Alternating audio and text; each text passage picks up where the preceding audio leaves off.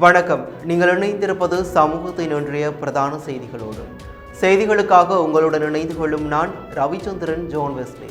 பிரதான செய்திகளுக்குள் செல்வதற்கு முன்னர் முதலில் தலைப்புச் செய்திகள். மத்தியங்களுக்கு பதற்றம். எரிபொருள் விலை உயர்வு குறித்து ஜனாதிபதியுடன் அவசர சந்திப்பை கோரும் பெட்ரோலிய கூட்டுத்தாபனம். 61 உயிர்களை பலியெடுத்த டெங்கு. 175 பகுதிகளுக்கு சிவப்பு எச்சரிக்கை. தடுப்பூசியை பெற்றுக்கொள்ள நடவடிக்கை. காங்கேசந்துறை எரிபொருள் களஞ்சியத்திற்கு அருகில் திடீர் தீ. பாரிய அனர்த்தம் தவிர்ப்பு. தமிழ் அரசியல் கைதிகள் விடுதலைக்காக அனுரவை இருகரம் கூப்பி கும்பிட்டும் கேட்டுவிட்டேன். ரவிகரன் எம்பி ஆதங்கம். நேர்மையான கலாச்சாரம், தூய்மையான இலங்கை. அரசு உத்தியோகத்தர்கள் சத்திய பிரமாணம். பிரபல தனியார் வகுப்பட்டினை உரிமையாளர் போதைப் பொருளுடன் கைது. விசாரணையில் அதிர்ச்சி. கந்தலாயில் போலீசார் திடீர் வீதி சோதனை. பலருக்கு எதிராக சட்ட நடவடிக்கை. இலங்கையில் ஒரே நாளில் அடுத்தடுத்து இடம்பெற்ற விபத்துகள். 3 பலி, 4 காயம். அவை முதல் தலைப்புச் செய்திகள். இனி தொடர்பென விரிவான செய்திகள்.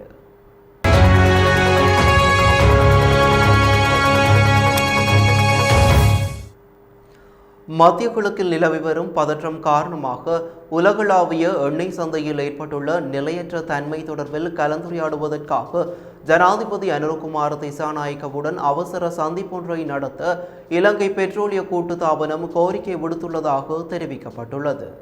உலகளாவிய எண்ணெய் சந்தையின் தற்போதைய நிலைமை இலங்கைக்கு கவலை அளிப்பதாக இலங்கை பெட்ரோலிய கூட்டுத்தாபனத்தின் தலைவர் டி.ஜி. ராஜகருண தெரிவித்துள்ளார். இந்த நிலைமை மேலும் மோசமடையக்கூடிய நிலையில் அதனை எதிர்கொள்வதற்கான நடவடிக்கைகள் குறித்து ஜனாதிபதியுடன் கலந்துரையாடுவதற்காக சந்திப்பை கோரியுள்ளதாகவும் அவர் குறிப்பிட்டுள்ளார். இந்த மாதத்தின் ஆரம்பத்தில் நிலவிய விலைகளுடன் ஒப்பிடுகையில் டீசல் விலை 45%, பெட்ரோல் விலை 30% அதிகரித்துள்ளதாக அவர் தெரிவித்துள்ளார். அத்துடன் மசகு எண்ணெயின் விலையும் கணிசமாக அதிகரித்துள்ள நிலையில் எரிபொருள் இறக்குமதியை முழுமையாக சார்ந்திருக்கும் இலங்கைக்கு இது கூடுதல் சவால்களை ஏற்படுத்தியுள்ளதாகவும் அவர் சுட்டிக்காட்டியுள்ளார். தற்போதைய சூழ்நிலையில் எதிர்காலத்தில் எவ்வாறு செயற்படுவது என்பது தொடர்பில் ஜனாதிபதியுடன் கலந்துரையாட வேண்டியுள்ளதாகவும் அதேவேளை நாட்டில் எரிபொருள் நுகர்வை குறைப்பதும் அவசியமாகியுள்ளதாகவும் இலங்கை பெட்ரோலிய கூட்டுத்தாபன தலைவர் தெரிவித்துள்ளார். மேலும் உலக சந்தையில் நிலவும் தற்போதைய விலைகளை கருத்தில் கொள்ளும் போது தற்போதைய உள்நாட்டு விலையில் எரிபொருளை விற்பனை செய்வதில் சிரமங்கள் காணப்படுவதாக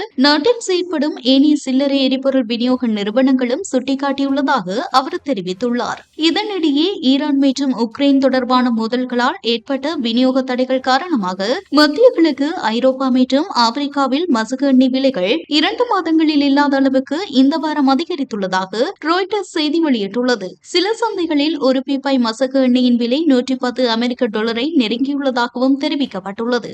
அதேவேளை எல்னினோ வானிலை தாக்கத்தால் ஏற்பட்டுள்ள வறட்சி காரணமாக நீர்மின் உற்பத்தி குறைந்துள்ள நிலையில் மின்சார உற்பத்திக்காக அதிகளவு எரிபொருளை பயன்படுத்த வேண்டிய நிலை ஏற்பட்டுள்ளதாக டி.ஜி. ராஜகருண தெரிவித்துள்ளார். பாரிஸ் வாழ் மக்களே, உங்களின் பேராதரவை பெற்ற கல்யாணி மற்றும் அன்னபூரணி தயாரிப்புகள் இப்போது 2 கிளைகளிலும். பிடி கேஷ் அண்ட் கரி லாச்சப்பல், பிடி சூப்பர் ஸ்டோர், ஹார்லே கோர்னர்ஸ். நாட்டில் இந்த ஆண்டில் இதுவரை அடையாளம் காணப்பட்ட டெங்கு நோயாளர்களின் எண்ணிக்கை 82,011 அதிகரித்துள்ளதாக தேசிய டெங்கு கட்டுப்பாட்டு பிரிவு தெரிவித்துள்ளது. அதேவேளை டெங்கு நோயினால் உயிரிழந்தவர்களின் மொத்த எண்ணிக்கை 61 அதிகரித்துள்ளது. அதிகளவான டெங்கு நோயாளர்கள் மேல் மாகாணத்தின் கம்பஹா மாவட்டத்தில் பதிவாகியுள்ளனர். அந்த மாவட்டத்தில் இந்த ஆண்டில் இதுவரை 17,395 பேர் டெங்கு நோயால் பாதிக்கப்பட்டுள்ளதாக அடையாளம் காணப்பட்டுள்ளனர். அதற்கு அடுத்ததாக கொழும்பு மாவட்டத்தில் 16,294 பேரும், மதுரை மாவட்டத்தில் 5,639 பேரும், கண்டி மாவட்டத்தில் 5,634 பேரும், களுத்துறை மாவட்டத்தில் 5,355 பேரும், ரத்தினபுரி மாவட்டத்தில் 4,553 பேரும், காலி மாவட்டத்தில் 4,534 பேரும் டெங்கு நோயாளர்களாக பதிவாகியுள்ளனர். நாடு முழுவதும் 175 அதிக ஆபத்துள்ள பகுதிகள் இருப்பதாக டெங்கு கட்டுப்பாட்டு பிரிவு தெரிவித்துள்ளது.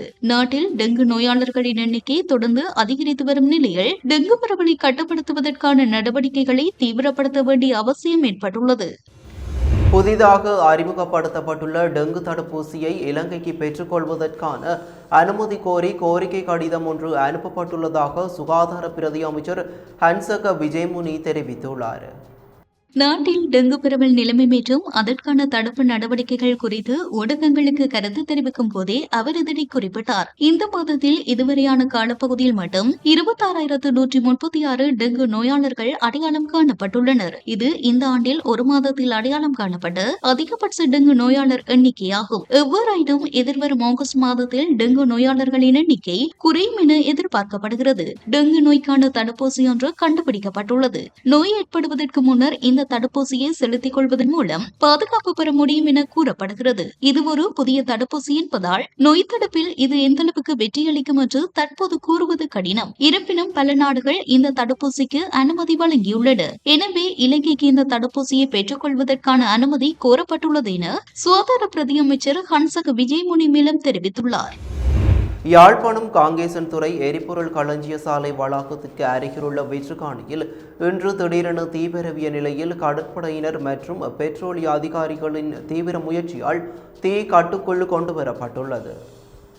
எரிபொருள் களஞ்சிய சாலை வளாகத்தை சூழவுள்ள வெற்றுக்காணிகள் நீண்ட காலமாக பராமரிப்பின்றி காணப்படுவதுடன் அவற்றில் குப்பைகளும் கொட்டப்பட்டு வருவதாக தெரிவிக்கப்படுகிறது. குறித்த காணிகளின் நிலைமை தொடர்பில் பெட்ரோலிய அதிகாரிகளால் வலிவடக்கு பிரதேச சபைக்கு பல தடவைகள் அறிவிக்கப்பட்ட போதிலும் இதுவரையில் உரிய நடவடிக்கைகள் எடுக்கப்படவில்லை என குற்றம் சாட்டப்படுகிறது. இன்றைய தினம் தீப்பரவல் ஏற்பட்டமை தொடர்பிலும் பிரதேச சபைக்கு அறிவிக்கப்பட்ட போதிலும் உடனடி நடவடிக்கை எடுக்கப்படவில்லை எனவும் தெரிவிக்கப்படுகிறது. அத்துடன் குறித்த பகுதிகளில் தீமூட்ட வேண்டாம் என எச்சரிக்கும் பதாகைகளை காட்சிப்படுத்துமாறு காங்கேசன்துறை உப அலுவலக பொறுப்பதிகாரியிடம் அறிவிக்கப்பட்டிருந்த நிலையில் அதற்காக எழுத்து மூலமான கோரிக்கை கடிதம் அனுப்புமாறு அவர் கூறியதாகவும் கூறப்படுகிறது. காங்கேசன்துறையில் எரிபொருள் களஞ்சிய சாலை நிறுவப்பட்ட போது அதனை சூழவுள்ள குடியிருப்பாளர்களின் பாதுகாப்பை உறுதிப்படுத்தும் வகையில் உரிய பாதுகாப்பு ஏற்பாடுகள் மேற்கொள்ளப்படும் என உறுதியளிக்கப்பட்டிருந்ததாக அயலவர்கள் தெரிவிக்கின்றனர். எனினும் தற்போது எரிபொருள் களஞ்சிய சாலையை சுற்றி கம்பி வேலிகள் மாத்திரமே காணப்படுவதுடன் இன்று தீபரவிய வெற்றுக்காணிக்கு அருகிலேயே எரிபொருள் தாங்கிகளும் அமைத்துள்ளதாக தெரிவிக்கப்படுகிறது. தீ உடனடியாக கட்டுக்குள் கொண்டுவரப்பட்டதால் பாரிய அனர்த்தம் ஒன்று தவிர்க்கப்பட்டதாகவும் அயலவர்கள் சுட்டிக்காட்டுகின்றனர். இதனால் எரிபொருள் களஞ்சிய சாலையை சுற்றி உயரமான பாதுகாப்பு முதல்களை அமைத்து அதனை பாதுகாப்பான களஞ்சிய சாலையாக மாற்றுவதற்கு உரிய நடவடிக்கை எடுக்க வேண்டும் என அயலவர்கள் கோரிக்கை விடுத்துள்ளனர். இவ்விடயம் தொடர்பில் அயலவர்கள் நாடாளுமன்ற உறுப்பினர் பவானந்த ராசாவின் கவனத்திற்கும் கொண்டு சென்றுள்ளனர். இதனை அடுத்து குறித்த பிரச்சினை தொடர்பில் நடவடிக்கை எடுப்பதாக அவர் உறுதியளித்துள்ளதாக தெரிவிக்கப்படுகிறது. சிறையில் உள்ள தமிழ் அரசியல் கைதிகளை விடுவிக்குமாறு ஜனாதிபதி அனுரகுமார திசாநாயக்கவிடம் இரு கை கூப்பி கும்பிட்டும் கேட்டுவிட்டோம். இனி எவ்வாறு கேட்பதென்பது தெரியவில்லை என பாராளுமன்ற உறுப்பினர் ரவிகரன் தெரிவித்தார்.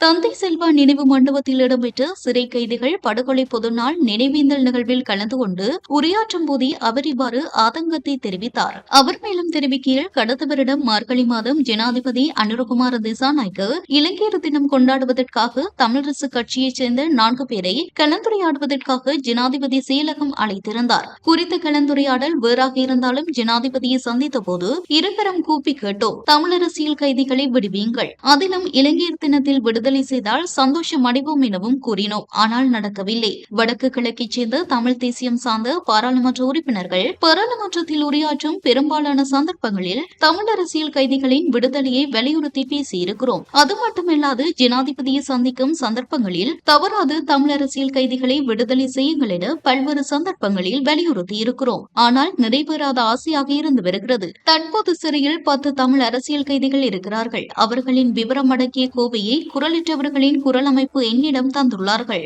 என்னால் முயன்றவரை கிடைக்கும் சந்தர்ப்பங்களில் ஜனாதிபதியுடன் பேசியிருக்கிறேன். ஆகவே தமிழரசியல் கைதிகளின் விடுதலை தொடர்பில் ஜனாதிபதியிடம் இருகரம் கூப்பி விடுவீங்கள் என கேட்டுவிட்டேன். வேறு எவ்வாறு கேட்பது என எனக்கு தெரியவில்லை என அவர் கவலையுடன் தெரிவித்தார். நேர்மையான கலாசாரம் கிளீன் ஸ்ரீலங்கா எனும் தொனிப்பொருளின் கீழ் பிரகடனப்படுத்தப்பட்டுள்ள 2026ஆம் ஆண்டுக்கான தேசிய நேர்மை வாரம் இன்று உத்தியோகபூர்வமாக ஆரம்பித்து வைக்கப்பட்டுள்ளது.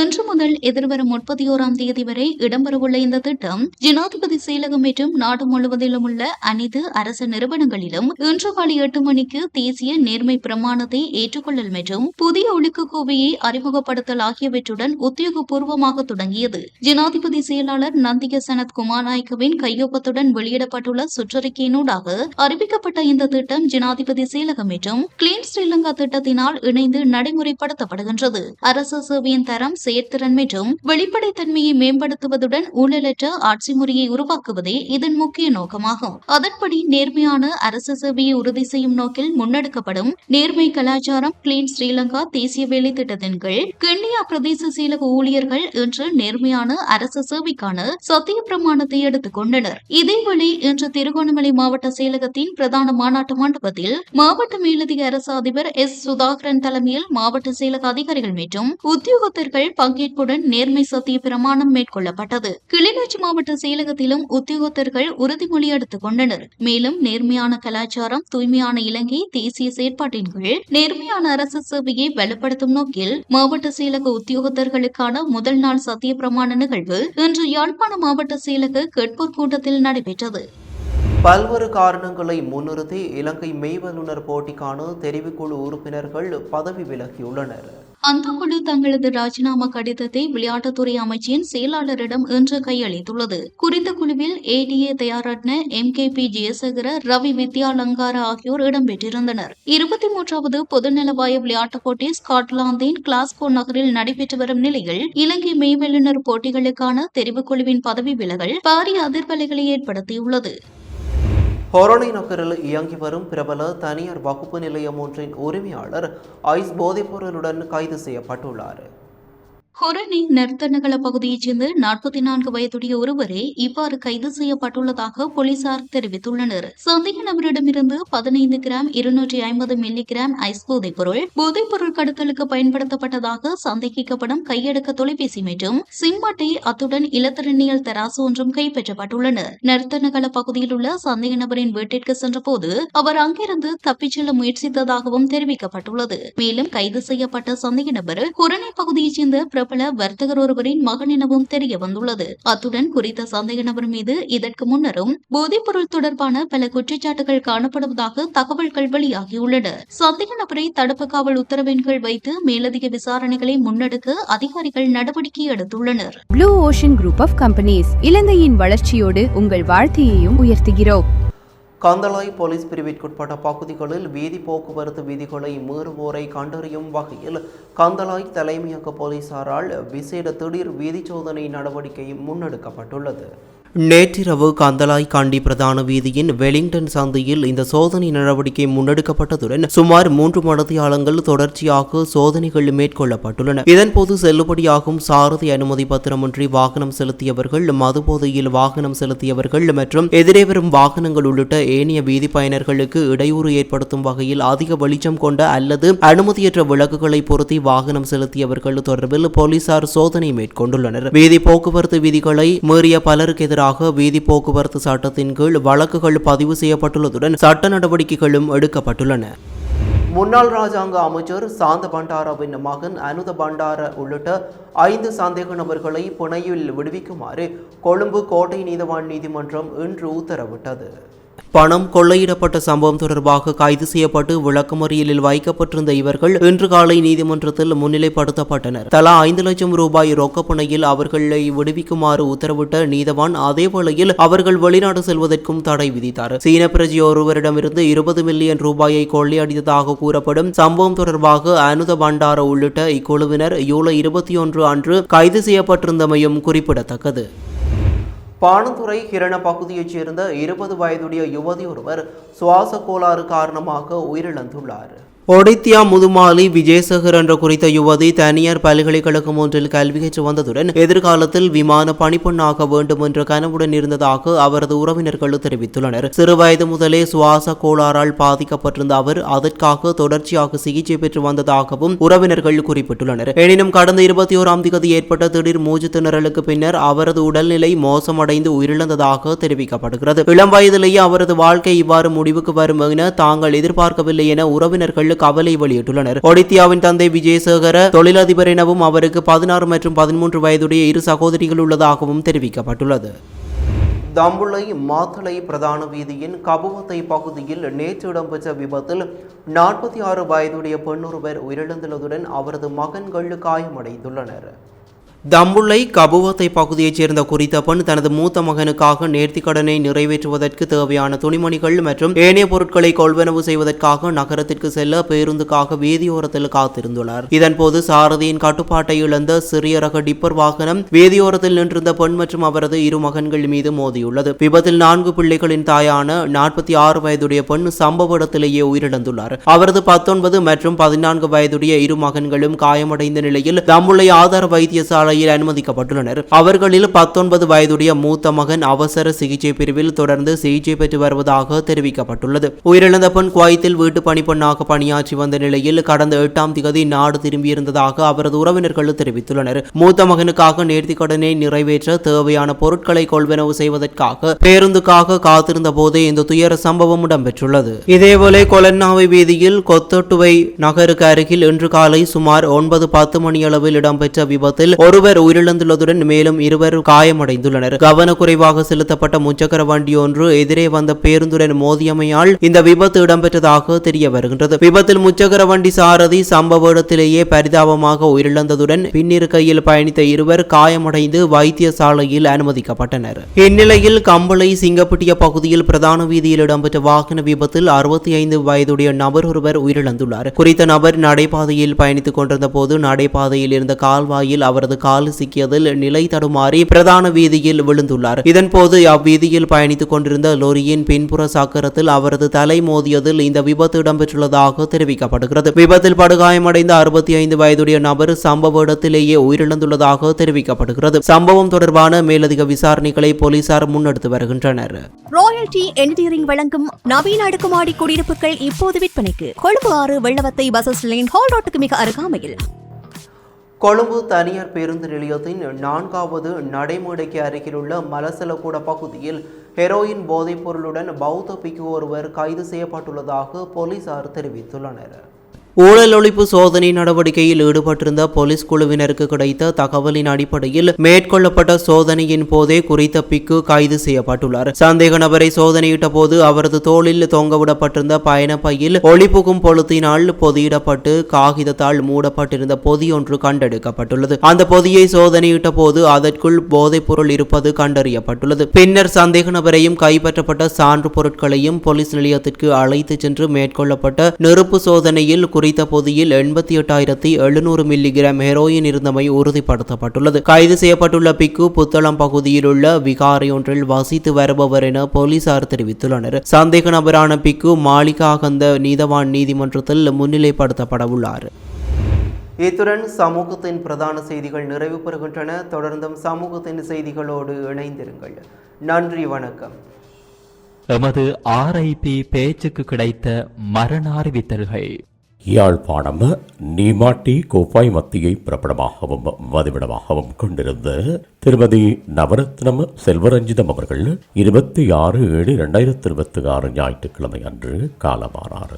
யாழ்ப்பாணம் காரிநகர் பலகாட்டை பிறப்பிடமாகவும் இலக்கம் 11 கீழ் 5 நந்தாவில்லேன் கொக்குவில் கிழக்கை வதிவிடமாகவும் கொண்டிருந்த திருமதி செல்லமுத்து பரமசாமி அவர்கள் 26/7/2026 ஞாயிற்றுக்கிழமை அன்று இறைவனடி சேர்ந்தார். யாழ்ப்பாணம் வண்ணார் பண்ணையை பிறப்பிடமாகவும் பெருமாள் கோவிலடியை வதிவிடமாகவும் கொண்டிருந்த திரு நாராயணசுவாமி ஸ்ரீரங்கநாதன் அவர்கள் 25/7/2026 சனிக்கிழமை அன்று காலமானார். யாழ்ப்பாணம் சாயுடை மாவட்டபுரத்தை பிறப்பிடமாகவும் மருந்தனார் மடத்தை வதிவிடமாகவும் கொண்டிருந்த திருமதி இந்திரகுமார் சகுந்தலாதேவி அவர்கள் 26/7/2026 ஞாயிற்றுக்கிழமை அன்று காலமானார். மேலே அறிவிக்கப்பட்ட அனைத்து மரண அறிவித்தல் இறுதிக்கிரியை பற்றிய தகவல்களை அறிந்து கொள்ள ரிப்டாட் பேஜை பார்வையிடுங்கள். இதற்கான லிங்க் கீழிருக்கும் டிஸ்கிரிப்ஷனில் பார்வையிடலாம்.